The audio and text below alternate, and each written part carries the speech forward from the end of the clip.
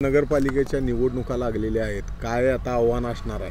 खरं तर ओबीसीच्या आरक्षणाचा गळा घोटलेलाच आहे आणि आता ह्या बोगस कुणबीकरणाद्वारे इथले पक्ष कुणाकुणाला तिकीट देत आहेत याच्यावरती आमचं लक्ष असणार आहे। जी माणसं बोगस कुणबीकरणाद्वारे ओबीसीला तिकीट देतील, जे पक्ष तिकीट देतील त्यांचा आम्ही करेक्ट कार्यक्रम करू।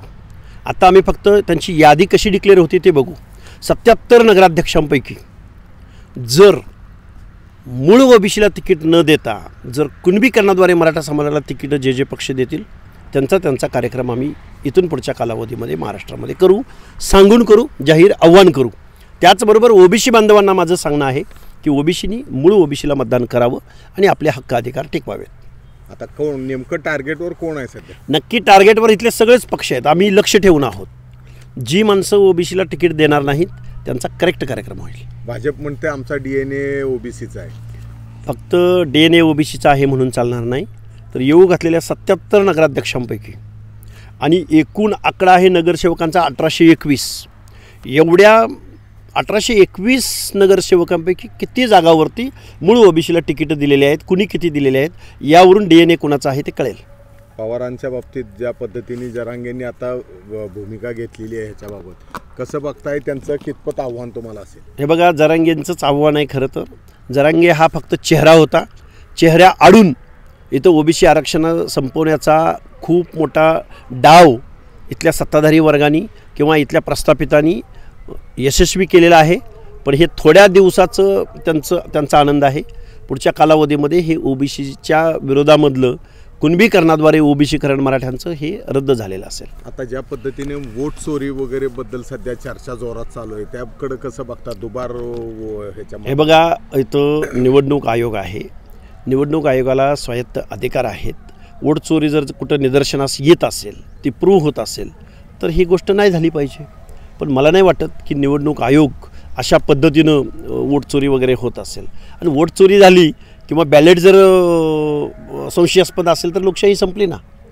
त्यामुळे मला वाटत नाही की असं काही होत असेल। जर होत असेल तर विरोधकांनी आरोप करण्यापेक्षा याच्यावरती सत्य परिस्थिती समोर आणावी, न्यायालयात चॅलेंज करावं।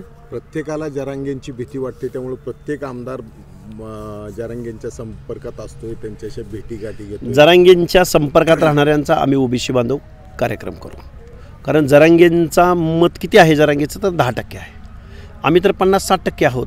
आमचा सायलेंट व्हॉईस निश्चित आहे, पण हाच सायलेंट व्हॉईस निवडणुकांमध्ये कुणाला घरी बसवायचं आणि कुणाला विधानसभेत पाठवायचं आणि कुणाची सत्ता आणायची हे निश्चित ठरवतो।